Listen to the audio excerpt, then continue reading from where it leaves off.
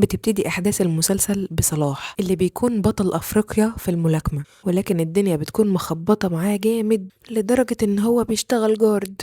بعد كده بيبان إن هو مطرود من جروب الجاردات، وبيقوله إن ممكن يكونوا طردوك علشان حوارك مع الشربجي، اللي في نفس الوقت بيقوله يا ريت تنضم للجروب بتاعي وانا هشوف لك شغل حلو زي الفل. بيقوله يا عم ما تفكر الاول هترجع فلوسك ازاي، هتبيع كليتك يعني ولا هتعمل ايه؟ قال له والله مش هتكفي، هيبقى فاضل لسه كمان 20,000 جنيه، ما انا سألت. بعد كده بيعرض عليه شبل ان هو يشتري منه الميدالية بتاعته الذهبي، ويقول له هديلك فيها 2000 جنيه. يقول له يعني هتعمل بيها ايه يعني؟ ما كده كده ما فيش حد هيصدق ان انت يعني اللي واخدها. بعد كده بيقول له بقول لك ايه، انت اصلا مالكش في الشغلانه بتاعتنا دي، انت طول عمرك شايف نفسك. بيقول له ما انا لسه شايف نفسي. بيقول له طب خلاص ايه رايك تنزل معايا الشغل بتاعي؟ بيقول له انزل فين؟ بيقول له الكبريهات. قال له لا لا لا لا، ما بحبهاش، كبريهات تقرف وزي الزفت زيك بالظبط، ما انا نزلت وجربت.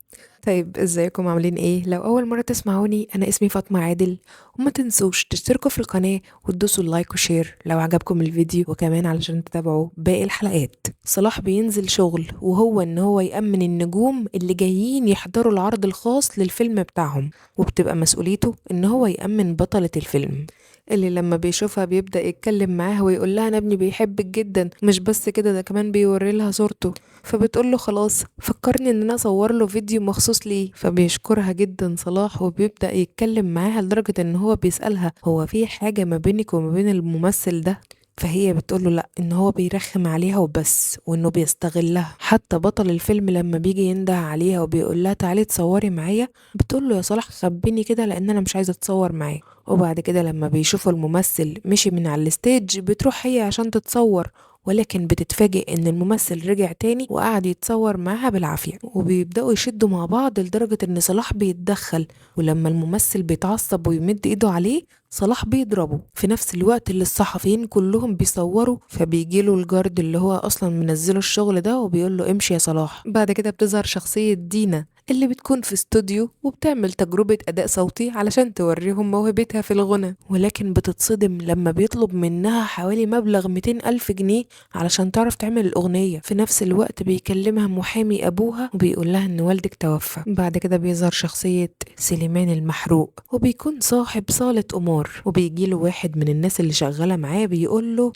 ان صاحبه شريف مات، وانه للاسف كان ساحب فلوس كتير جدا من الخزنة، ولكن المحروق بيقوله مش وقته، انت مش شايف ان صاحب عمري مات؟ طيب اعرف لي دلوقتي فين العزا وهيبقى امتى؟ ولما بيروح صلاح اللي بيكون عايش لوحده مع الكلب بتاعه بيلاقي رسالة جاية من مراته ان بتقوله ان مصاريف ابنه لازم تدفع، لان ابنه كل يوم باسمه بيتنده قدام الفصل كله وخلاص ما بقاش عايز يروح المدرسة. وبيفتكر صلاح وقت فوزه بالميدالية الذهبية لبطولة الملاكمة. أما بقى دنيا فبتروح تاني يوم علشان تقابل المحامي اللي بيقابلها في فيلة باباها، وبيقول لها ان المرحوم كان عنده الفيلا دي وعنده سلسلة مطاعم وكان عنده حاجات كتير قوي، لكن للأسف قبل ما يموت أخد قروض من البنك بضمان ممتلكاته، ودلوقتي طبعا هيتحجز عليها كلها. بس ما تقلقيش انا هحاول يعني ان انا افك الحجز عن الفيلا والعربية. فبتتصدم دنيا وبتقول هو انا يعني كنت مستنية ايه؟ فبيقول لها ان هو كمان محضر كل ترتيبات العزا وهيكون النهاردة بالليل هنا في الفيلا. مش بس كده، ده بيقول لها كمان ان في مطبعة، والمطبعة دي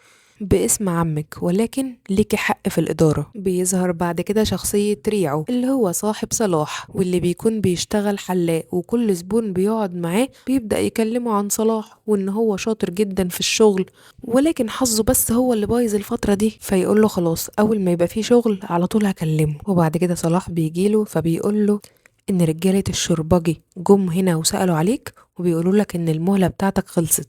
فبيقول له مش مهم دلوقتي خالص الشربجي، انا لازم ادفع مصاريف الواد الاول. وبيشاور لريعو ان هو يزحلق الزبون ده، وبعدين بيقول له خد امسك التليفون ده يلا ارفع لي يلا شويه الفيديوهات بتاعتي ديت على النت.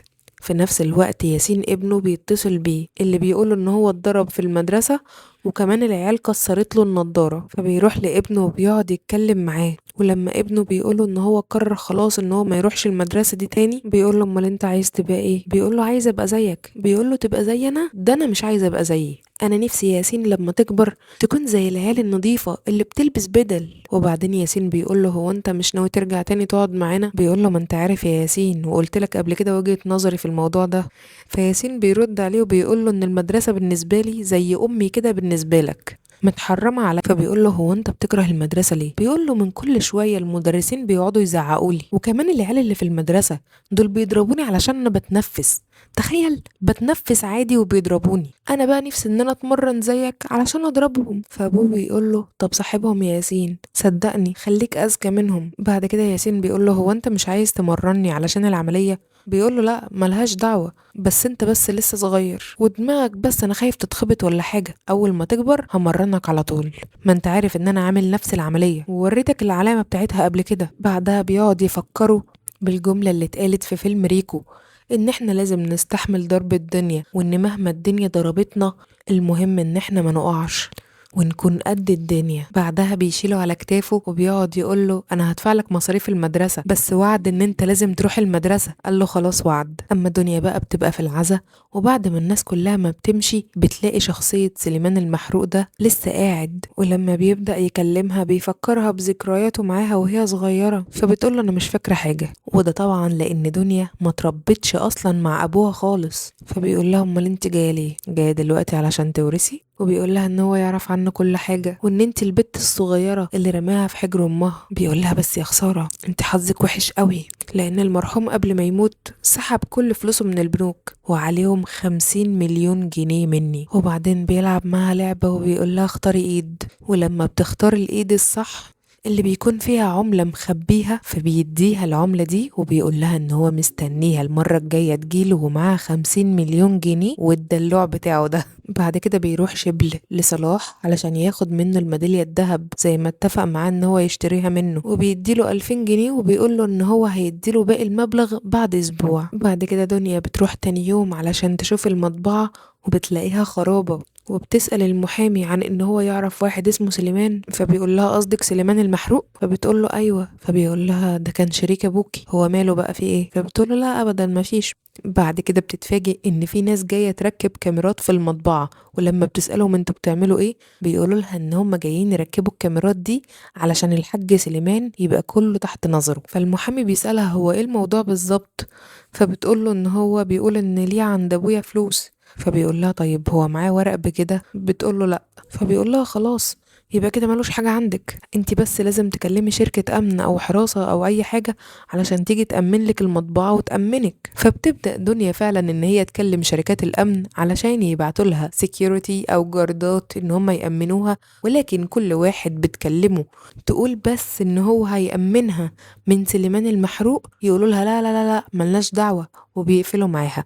فكل واحد كمان بقت بعد كده تكلمه وما تقولش حتى الكلام يقول لها احنا خلاص بلغنا بعض على جروب الجردات وكلنا عارفين الحكاية بتاعتك. لحد ما بتبقى بتقلب على الموبايل وبتشوف فيديو لصلاح وهو بيعمل دعاية لشركة الجردات بتاعته، فبتتصل بالرقم اللي بيكون رقم ريعه، وفعلا بيقول لها تمام ماشي، وبيوصف لها بيت صلاح علشان تروحه، ولكن بيقول لها ان ده مقر الشركة. فبتروح فعلا دنيا وبتخبط على صلاح وهو نايم، فبيصحى بيقول لها ايه في ايه؟ فبتقول له ان ده المفروض شركة وان هي محتاجة جردات. فبيقول لها اتفضلي طيب قولي لي ايه الحوار ومش عارفه ايه. فبتقول له ان في بس شويه بلطجيه كده، يعني هم ناس عاديين جدا بس هم يعني مضايقينها، وهي عندها مطبعه وعايزه تأمنها. فبيقول لها لا والله لا لا لا دي شغلانة بسيطة وتافهة يعني ما نعملهاش، احنا بنشتغل في حاجات تانية. فبتقول له يا زي ايه يعني؟ بيقول لها يعني مثلا خطف، قتل، تأمين، سفرة، ماشي كده يعني. ولكن هو بعد كده بيقول لها بص انا مش هكسفك، انا هاخد الشغلانه دي علشانك، حتى كمان انا مش هنزلك اي حد، انا اللي هنزل بنفسي. فبتقول له تمام ماشي هتاخد كام؟ فبيقول لها يعني المطبعه والمداخل والمخارج هاخد 50,000 جنيه. فتقول له كم؟ قال لها 10,000 جنيه. فبتقول له لا هم 3000 جنيه ما فيش غيرهم. فبيقول لها 5000 ونقرا الفاتحه. بعد كده بيجيله تليفون ان رجالة الشرباجي طالعين له، فبيقول لها يلا بينا نمشي، ولكن بيختار طريق تاني خالص يمشي منه. ولما بتسأله ليه بيقولها كده احنا المكان اللي نمشي فيه مرة ما بنمشيش فيه تاني. ولكن دنيا لما بتحس بقلق بتقوله ان انت لازم تعملي فيش، ولكن هي بتفضل برضه حاسة ان زي ما يكون في حاجة غريبة. وبيسألها بيقولها انت عربيتك فين؟ بتقوله في التوكيل. بيقولها طيب هتطلبي اوبر يعني؟ وكل ده وهو عمال يجري بيها ويستخبى من رجالة الشربجي لحد ما بيشوفوه، وبتقول لهم انا معرفوش. فصلاح بيمسكهم يضربهم كلهم. فبتقول له لا، الله ينور عليك يا صلاح.